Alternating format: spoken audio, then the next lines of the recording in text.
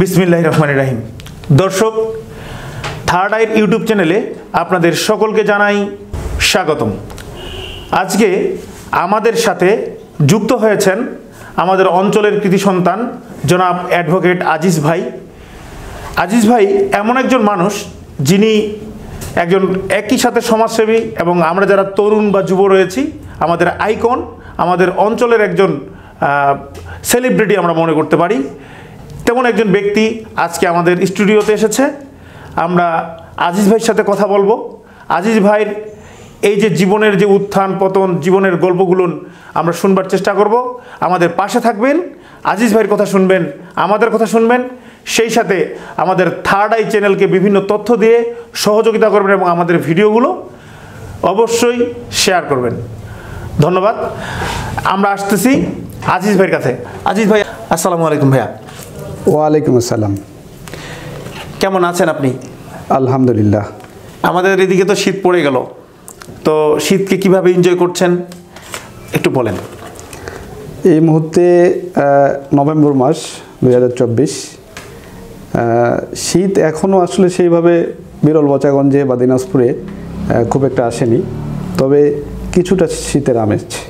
জি। তো এই যে শীতের আমেজ আপাতত মুহূর্তে বেশ ভালো লাগছে, কারণ ঢাকায় আজকেই আসছি আমি ঢাকা থেকে। জি। তো ঢাকায় এখনও কিন্তু ফ্যান চালাইতে হয়। এখানকার পরিবেশ বেশ গরম, গতকালকেও বেশ উত্তপ্ত ছিল ঢাকার তাপমাত্রা। তো সুতরাং এলাকায় এসে ভালোই লাগছে সব কিছু মিলে। ভাইয়া, আপনি আমাদের এই বিরল এলাকায় আপনি অনেকগুলো কাজ করেছেন। আমরা জানি আপনি ছাত্র কল্যাণ যে একটি সংগঠন রয়েছে, আমাদের সমিতি রয়েছে, ঢাকাস্থ বিরল ছাত্র কল্যাণ সংঘ বা সমিতি। আপনি এটার যখন প্রতিষ্ঠা হয়, আপনি একজন প্রতিষ্ঠাতা, আপনারা অনেকেই মিলে এটি প্রতিষ্ঠা করেছিলেন। তো আমরা আসলে সেই স্টোরিটা জানতে চাই যে আপনারা কোন চিন্তার মধ্য দিয়ে আপনারা এটিকে প্রতিষ্ঠা করেছিলেন, সেই সময় এটা কি চিন্তা আপনাদের মাথায় এসেছিল এবং কত সালে এটা প্রতিষ্ঠা হয়েছিল, এটার বিষয় যদি আমাদেরকে একটু বিস্তারিত বলা যায়। ধন্যবাদ ইউটিউব ভিত্তিক চ্যানেল থার্ড আইকে আমাকে এই স্টুডিওতে আমন্ত্রণ জানানোর জন্য। আসলে 2005-06 সেশনে আমি ঢাকা বিশ্ববিদ্যালয়ে ভর্তি হই। বিশ্ববিদ্যালয়ে ভর্তি হওয়ার পরে আমার মধ্যে বা আমরা কয়েকজন ছিলাম যাদের মধ্যে একটা আগ্রহ, গভীরভাবে একটা আগ্রহ জন্মে। সেটি হচ্ছে যে আমাদের বিরলিয়া যারা, অর্থাৎ ঢাকায় বিরলিয়াদের কিভাবে সংখ্যা বাড়ানো যায় সেই দিকে আমাদের একটা নজর ছিল। আমাদের টার্গেটই ছিল যে বিরলিয়ারা যেন ঢাকায় সংখ্যায় বাড়ে। তখন আমরা কয়েকজন মিলে আমাদের বন্ধুবর আনোয়ারুল কাদির, সে আমার বন্ধু মানুষ, সে এখন NSIর অ্যাসিস্ট্যান্ট ডিরেক্টর, সে ঢাকা বিশ্ববিদ্যালয়ে পাবলিকেটে পড়াশোনা করত। আর আমাদের ঠিক ইমিডিয়েট 1 বছরের ছোট জুনিয়র রস্তম আলী, সে রাষ্ট্রবিজ্ঞান বিভাগে অধ্যয়ন করত। তো বিশেষ করে আনোয়ারুল কাদির আর রস্তম আলী, তারা আদর্শ স্কুলের হওয়াতে তাদের আগে থেকে একটা বন্ডিং ছিল। সেই সাথে ঢাকা কলেজে আনোয়ার ভাই নামে একজন ভাই ছিল আমাদের সিনিয়র, আর রাকিব ভাই নামে প্রাইভেট বিশ্ববিদ্যালয়ে এক ভাই ছিল, তো মাসুদ ভাই নামে ঢাকা কলেজের একজন ছিল। ওনারা মিলে প্রথম দিকে ওনারা একটা চিন্তা করে যে ঢাকায় আমাদের একটা সমিতি করা দরকার।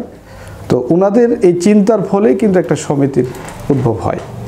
তো সমিতিটা প্রাথমিক পর্যায়ে তারা যখন চিন্তা করে, কয়েকটা মিটিং তারা ঢাকা বিশ্ববিদ্যালয়ের কলা ভবনের সামনে তারা আয়োজন করে এবং একটি সমিতির সৃষ্টি হয়। তো আমাকে এই মেসেজটা তারা পরবর্তীতে দেয়। তখন আমিও খুঁজতেছিলাম যে আসলে এরকম একটা প্ল্যাটফর্ম আমাদের যারা ঢাকায় থাকি খুব দরকার। তো তখন আমরা এটাকে নিয়ে বিশেষ করে আমরা আনোয়ারুল কাদির, রস্তম আলী, আমি অ্যাডভোকেট আব্দুল আজিজ, আমরা তিন দিক থেকে এটার জন্য খুব বেশি একটা কাজ করা শুরু করি। তো 2008 সালের দিকে প্রোগ্রাম হয়, বিরলে হয়, ঢাকাতে প্রোগ্রাম করতে থাকি একটা পর একটা। তো 2010 সালে আমরা 3 জন মিলে একটা সিদ্ধান্ত নিলাম যে আমরা একটা অনেক বড় প্রোগ্রাম করব। সেটা কি করা যায়। তখন কাদির বলল, আনোয়ারুল কাদির বলল যে আমরা বিরলে একটা বড় ধরনের বিতর্ক উৎসব করতে পারি কিনা। তো তখন বললাম সবাই মিলে আমরা দিলাম যে না করা যায়। তো তখন একটা আসলো যে কেমন বাজেট লাগতে পারে। তো কাদির একটা বাজেট ঠিক করলো প্রায় 2 লক্ষ টাকা। তো 2010 সালে আমরা স্টুডেন্ট 2 লক্ষ টাকা একটা ছাত্র কল্যাণ সমিতি এত বড় প্রোগ্রাম করবে, তখনকার দিনে টাকাটা অনেক বড় অ্যামাউন্ট ছিল। অ্যাবসলিউটলি। হ্যাঁ, তখন আমরা মাস্টার্সে পড়ি 2010 সাল, আমি আর কাদির, রস্তম হচ্ছে 4th ইয়ারে। তো আমরা 3 জন 3 দিকে ছুটতে লাগলাম যে কার পরিচিত কারা আছে, কিভাবে ফান্ড কালেকশন করা যায়। হ্যাঁ, কিভাবে করা যায় ফান্ডটা, প্লাস আমাদের লোক গ্যাদারিং করতে হবে, যে প্ল্যাটফর্মের সাথে আমাদের লোক সংখ্যা বাড়াইতে হবে। তখন আমার পরিচিত ছিল ডাক্তার ফরিদ, উনি ডেবের যুগ্ম মহাসচিব,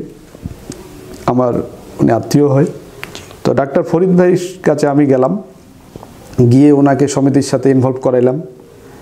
আবার লেফটেন্যান্ট জেনারেল মাহবুব রহমান, বিরলের কৃতি সন্তান, সাবেক সেনাপ্রধান, হ্যাঁ, আমার রাজনৈতিক অভিভাবক, ওনার কাছে নিয়ে গেলাম এদেরকে। ভাইও পরামর্শ দিল, ভাইও এদের সাথে জড়িয়ে পড়লো।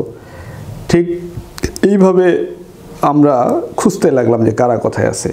হ্যাঁ, আমাদের মোয়াজ্জেম ভাই ছিল আমাদের 10 নম্বর ইউনিয়নের, উনি বিশিষ্ট ব্যবসায়ী, ঢাকায় প্রতিষ্ঠিত। আকমল ভাই ছিল ওই যে হাকিম মাস্টারের বড় ভাই, হ্যাঁ, ওনারা ওদের সাথে ইনভলভ হলো। পরবর্তীতে আমাদের ডাক্তার লিয়াকত স্যার, যার কথা না বললেই নয়, ওনার ভূমিকাটা অত্যন্ত, আরও একজন আমাদের বিরলের নক্ষত্র, ওনার জোরালো ভূমিকা ছিল এই সমিতিটা তৈরি করার পিছনে। তো এভাবেই কিন্তু বিরল ছাত্র কল্যাণ সমিতি আস্তে আস্তে একটা পর্যায়ে চলে যায়। তো একটা সময় গিয়ে বিরলের এই 2 লক্ষ টাকার ফান্ড আমাদের কালেকশনও হয়ে গেল। তো তখন আমরা একটা পত্রিকা বের করছিলাম, নাম ছিল, ওরা বললো কী নাম দেবো, তো একজন এক একটা নাম বললো। আমি তখন বললাম যে না, এটার একটা নাম দেওয়া যায় কড়াইবিল, যেটা আমাদের সংস্কৃতির সাথে যায়, দর্শনীয় একটা স্থান। তখন কড়াইবিল ওই পত্রিকাটা, আমি আবার সম্পাদক ছিলাম, ওই পত্রিকাটা পাবলিশ করে ওখানে কিছু অ্যাডের ব্যবস্থা করে দিয়ে, তখন কি হয় যে এই অ্যাডগুলোর অনেকগুলো টাকা চলে আসে। হ্যাঁ, এই টাকা দিয়ে তখন এই বিরলের প্রোগ্রামটা করা হয়। প্রোগ্রামটা অনেক বড় প্রোগ্রাম ছিল, প্রায় বিরল ডিগ্রি কলেজের মাঠে অনেক বড় প্রোগ্রাম ছিল। তো এইভাবে পরবর্তীতে আমরা 2011, 12, 13 বিরলে প্রোগ্রাম করি, ঢাকায় প্রোগ্রাম করি। ঢাকায় বড় বড় আয়োজন করছি আমরা, 1000 জন, 1200 জন।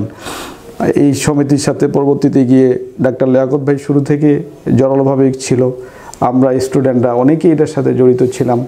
সেই সাথে যারা ঢাকার প্রতিষ্ঠিত যারা, হ্যাঁ, ডাক্তার লিয়াকত ভাই থেকে শুরু করে তখন জেনারেল মাহবুব ছিল, বাবু সতীশচন্দ্র রায় ছিল, হ্যাঁ, আমাদের সাবেক এমপি খালিদ মাহমুদ চৌধুরী ছিলেন, হ্যাঁ, তো ডাক্তার ফরিদ ছিলেন, ইঞ্জিনিয়ার মতিউর ছিলেন, হ্যাঁ, রেলওয়ের সাবেক ডিজি ইঞ্জিনিয়ার হাবিবুর রহমান ছিলেন, মোয়াজ্জেম ভাই ছিলেন, বিশিষ্ট ব্যবসায়ী আকমল ভাই ছিলেন, অনেকেই মানে প্রতিষ্ঠিত, মোট কথা ঢাকায় প্রতিষ্ঠিত মানে ছাত্র কল্যাণ সমিতির সাথে তারা জড়িত ছিল। তো এর ফলে আরেকজন আমাদের ডিসি নুরুল ভাইয়ের নামটাও আনতে হবে, উনি খুব, ওনার একটা জোরালো ভূমিকা ছিল। আমাদের রাজারামপুর ইউনিয়নের মানুষ, আমাদের আরেকজন, আবার আমাদের ব্যাংকার, আমাদের জনতা ব্যাংকের জিএম ছিল, ডিএমডি, হ্যাঁ, উনি আমাদের ফখরুল ভাই, ওনারও একটা ভালো ভূমিকা ছিল।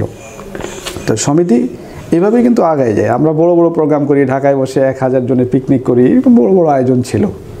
তো এইভাবেই কিন্তু ছাত্র কল্যাণ সমিতি এগিয়ে যাওয়া। মূলত আমাদের টার্গেট ছিল যে ঢাকায় আমরা সংখ্যা বাড়াবো।